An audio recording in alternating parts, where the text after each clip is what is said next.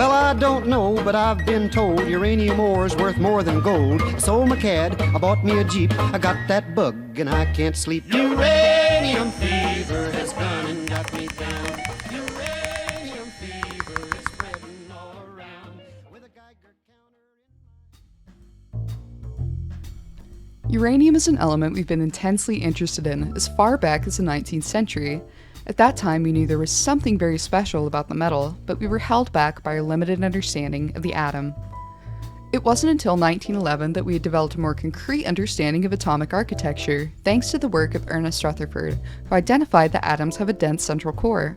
James Chadwick identified the neutron in 1932, one of the major components of that core, and his discovery showed that neutral neutrons could enter nuclei. Consequently, a bunch of scientists were really excited by the idea of shooting neutrons at atoms, probably because they didn't get outside much, and had no other way to join in on the fun of World War II. As Otto Hahn and Fritz Strassmann bombarded uranium nuclei, they detected barium among the carnage. Lisa Meitner and Otto Frisch discovered that the barium was actually a fragment of split uranium. Meitner then calculated that a small amount of mass had converted into a ridiculous amount of energy, and Frisch named it fission. They had finally connected the pieces that showed what was so special about that metal, and with the discovery of this new energy source, the world was off to the races. Now that all eyes were on uranium, it was of utmost importance to collect as much as we could as quickly as possible. Gone were the days of painting watch dials and coloring glass. We had moved on to weapon production, which demanded unprecedented amounts of the resource. With the war over and space to plan beyond immediate survival, America established the Atomic Energy Commission, an ambitious, multifaceted agency dedicated not only to managing nuclear weapons, but with shaping the domestic uranium industry. To ensure the nation never ran out of uranium, the motivated AEC developed programs to convince the citizens of America to do the mining themselves. They offered fixed, generous prices on the purchase of any uranium ore, eliminating the danger of producing something you can't sell, and exploration bonuses were shelled out simply by proving a deposit existed. The usual risks of prospecting had been neatly removed, suddenly making uranium the safest gamble in America, backed not by luck, but by federal bureaucracy. Prospectors descended on the Southwest with the bravado of a new frontier, Geiger counters in hand, proclaiming a rugged, red-blooded optimism that harkened back to older gold rush myths. It was a return to an overwhelmingly patriotic narrative, fueled by capitalism and the gradual hum of Cold War tensions in the background. Because of the security it offered, prospecting was a largely amateur affair, attracting optimists from across the country. Armed with Geiger counters, prospectors combed the desert meticulously, waiting for the characteristic clicks of radiation that would spell their fortune. Claim staking followed old frontier traditions. A prospector would wander, find a promising outcrop, hammer a stake into the ground, and legally declare the site their own. And generally, these claims were respected. Generally. There existed an unmistakable entrepreneurial swagger, a mix of optimism and naivety. People spoke about uranium the way earlier generations spoke about gold. The stories grew bigger in the telling. A lucky find here, a hot spot there, whispers of rich deposits hidden just over the next ridge. The culture awarded initiative and imagination more than expertise. It was a real chance to play out the cowboy fantasies they'd grown up with. Wherever a promising deposit appeared, a town rose almost overnight, affectionately called Yellowcake Boomtowns on the account of the distinct yellow hue of the unrefined uranium. In the desert, the landscape changed from empty scrub to a bustling camp with astonishing speed. Places like Uravan, Moab, and Grants swelled from quiet outposts into crowded hubs of tents, vans, and shanties. These towns, often equipped with a crude general store, some boarding houses, and of course several bars, swelled with miners, and just as quickly emptied when the ore ran out. Many of them still dot the deserts of the Southwest today, their streets once full of optimism, now only filled with red dust. It wasn't just amateurs, though. Mining companies benefited from the AEC's programs as well. With experience, machinery, and infrastructure, they could extract significantly more ore from the ground where prospectors could, quite literally, only scrape the surface. The prospectors would stake the land, spread the news, and load up their jeeps with as much ore as they could carry. It became a lucrative deal to then sell these stakes to mining companies who would come in to dig deep into the landscape. With this extraction, though, like any other, came consequences. For decades, no cleanup standards existed.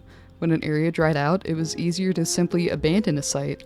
Large piles of tailings, rock containing little ore and not worth refining, sat to the sides, exposed to the elements. Radioactive dust drifted across the desert, while water carried contaminants into the soil and groundwater, leaving large swaths of land unfit for agriculture habitation for hundreds to thousands of years. Mills dumped wastewater and slag saturated with chemicals like sulfuric acid into unlined ponds, seeping heavy metals and radionuclides into the ground, and open pits and abandoned shafts scarred the terrain. Miners suffered from prolonged after effects of exposure as well. Risks were often downplayed or concealed. Dust settled in the lungs and clothes of miners. At the time, they didn't understand that what they thought was just dirt irradiated the very tissue of their body, leading to many cases of lung cancer.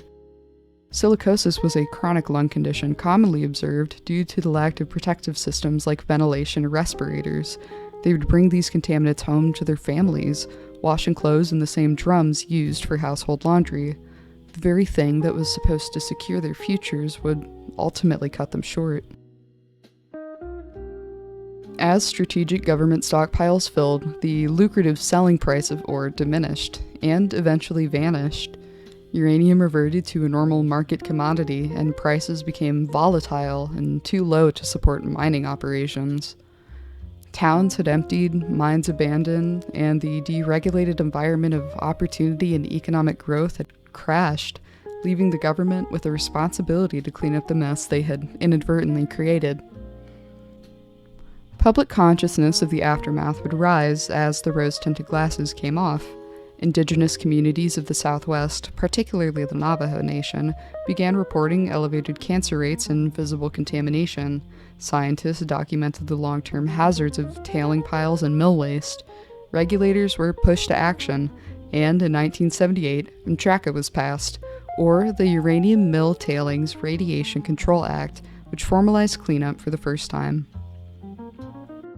MTRACA was narrow in scope, focused specifically on mill tailings. The law split responsibility between two agencies, the Department of Energy, or the DOE, which handled closed mills, and the Nuclear Regulatory Commission, NRC, which oversaw active mills. The DOE identified eligible sites, relocated tailings, and constructed engineered disposal cells. The NRC created regulatory standards that active mills had to meet, resulting in cleaner operations going forward. However, many abandoned sites fell outside DOE authority, since the agency only addressed locations with tailing piles large enough to qualify. Numerous Navajo mine sites, along with many other smaller dispersed operations, were excluded. Federal involvement in broader mine cleanup did not expand until later policies, such as the EPA Superfund program and the DOE's National Abandoned Mine Lands program, were established. Even so, the sheer number of sites has left many abandoned mines unfenced, contaminated, and unremediated today. In the end, the uranium rush ended like any other. The naive excitement of an era of exploration, fortune, and grassroots beginnings dried up with the ore, leaving a landscape marred with reminders of our failure to plan ahead. And while the scars of the rush are still visible today, they also mark the beginning of something else. A growing insistence that extraction doesn't get to vanish as quietly as the profit. The legacy of the uranium rush isn't just about what was left behind, but also of those who persist through those errors, the ones who call the region home, and their continual fight for recognition. Though the reality of our unchecked optimism is bittersweet, perhaps the story continues into one of accountability, concession, and forward thinking, that it doesn't end with what we've done, but carries on into what we will do.